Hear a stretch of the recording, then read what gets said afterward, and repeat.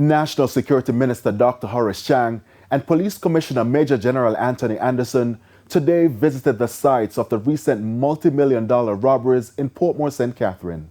They got a first-hand view of the locations and was briefed by the St. Catherine Police about measures to counter the efforts of gunmen. The two are addressing the launch of the Neighborhood Watch for Helsha Park and Fort Hill Estates in St. Catherine now underway in Helsha Park Estates.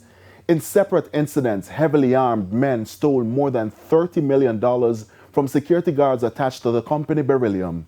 The most recent occurred on Sunday, March 19, where heavily armed men ambushed the guards as they were in the process of servicing an ABM at the Brayton Parkway branch of Scotiabank.